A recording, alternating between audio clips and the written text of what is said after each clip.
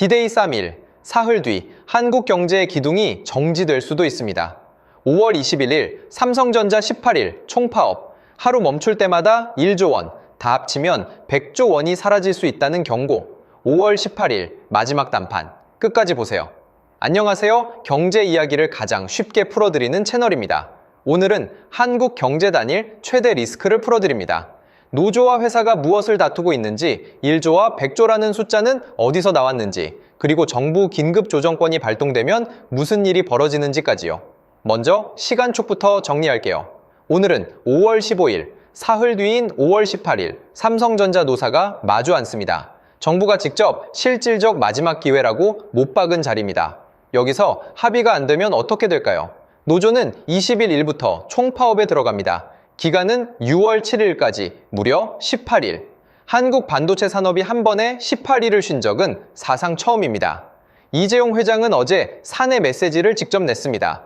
우리는 가족, 지금은 힘을 모아야 할 때. 김민석 총리는 같은 날 더 강하게 나왔어요. 긴급 조정권을 포함한 모든 수단을 강구한다. 그래서 이번 챕터는 본질로 들어갑니다. 노조와 회사가 도대체 뭘 가지고 싸우고 있는 걸까요? 핵심은 세 글자, 성과급입니다. 노조의 핵심 요구는 두 가지입니다. 첫째, 반도체 사업부 영업이익의 15%를 매년 성과급으로 지급할 것. 그것도 단협에 명문화할 것. 둘째, OPI라고 불리는 초과이익 성과급의 상한선, 그러니까 연봉의 50%를 넘지 못한다는 그 규정을 없앨 것. 이익이 더 나오면 더 받게 해달라는 얘기죠. 회사는 이걸 받기 어렵다는 입장이에요. 글로벌 경쟁사들, 예를 들어 엔비디아나 AMD는 노조 자체가 없거든요. 인건비 구조가 한번 굳어지면 다음 사이클에서 경쟁력이 떨어진다는 게 사측 논리입니다. 자, 숫자 이야기로 가볼게요. 가장 충격적인 단위가 1입니다. 1조 원, 삼성전자 반도체 공장이 단 하루 멈추면 추정되는 직접 손실이 1조 원입니다. 시간당이 아니라 하루 기준입니다. 이걸 18일짜리 파업으로 곱하면 그래서 재계가 추산한 숫자가 무려 100조 원입니다.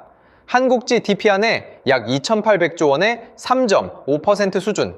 단일 기업 한 곳의 파업으로 나올 수 있는 숫자가 아닙니다. 그리고 이건 시작에 불과합니다. 삼성에 직접 부품을 대는 1차 협력사 1,061개, 이 3차까지 합치면 약 1,700개 회사가 동시에 매출을 잃습니다. 한국 산업 생태계 전체가 같이 흔들리는 구조죠. 월가의 반응도 나왔습니다. JP모건은 만약 18일 파업이 현실화된다면 삼성전자의 연간 영업이익이 40조 원 이상 빠질 수 있다고 분석했습니다. 한 분기치 이익을 통째로 날리는 수준입니다. 그래서 정부가 꺼낸 카드가 긴급조정권입니다. 들어보신 분 많지 않을 거예요.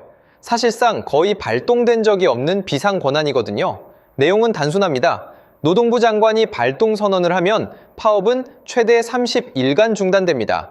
그동안 중앙노동위원회가 강제 조정에 들어가요.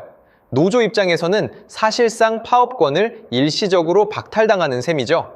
역사적으로 긴급조정권이 발동된 사례는 1969 연대한항공 조종사 파업 등 단 몇 차례뿐입니다.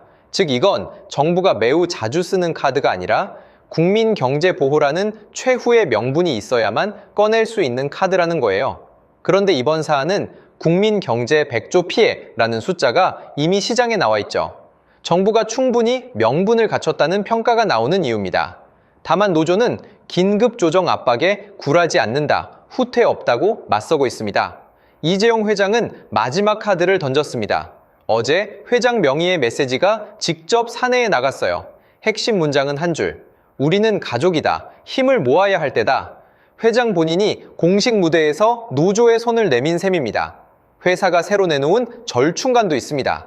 성과급을 이익 규모에 따라 차등 상한으로 운영하고 일부는 현금이 아닌 자사주로 지급한다는 방안. 노조를 향한 사실상 마지막 양보카드로 평가됩니다. 하지만 노조는 아직 멈추지 않습니다. 성과급 상한선 자체가 사라지지 않으면 받을 수 없다는 입장. 새벽 2시까지 협상을 끌었는데도 결론을 내지 못한 이유가 바로 이 한 줄 때문이었습니다. 이 모든 이야기가 더 무거운 이유는 따로 있어요. 바로 오늘 5월 15일 코스피가 사상 처음으로 8,000선을 뚫었거든요. 그 8,000피의 가장 큰 동력이 바로 삼성과 SK하이닉스를 축으로 한 반도체였습니다. 다시 말하면 한국 증시의 주춧돌이 흔들릴 수 있다는 얘기예요.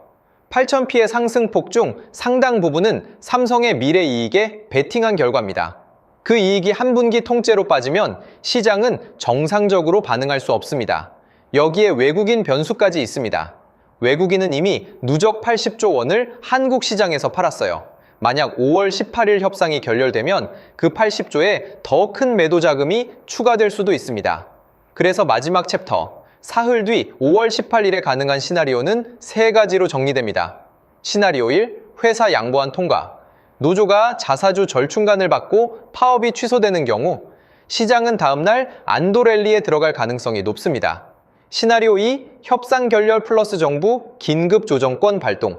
21일 파업은 일단 30일간 강제 중단됩니다. 시장에는 단계 안정, 노세는 또 다른 갈등의 씨앗이 됩니다. 시나리오 3, 협상 결렬 플러스 정부도 손놓음. 그러면 21일부터 6월 7일까지 18일 총파업, 100조 피해 시나리오가 그대로 굴러갑니다. 한국 경제와 코스피 8,000피의 최악 시나리오죠. 어느 길로 갈지는 사흘 뒤에 결정됩니다. 정리합니다. D-3, 5월 18일의 한자리가 한국 경제 한 분기를 결정합니다. 이 영상을 보신 분은 시장 어느 누구보다 한 걸음 앞에 있는 거예요. 다음 영상은 5월 18일 결과 직후 바로 올라옵니다. 구독, 알림 꼭 켜두세요.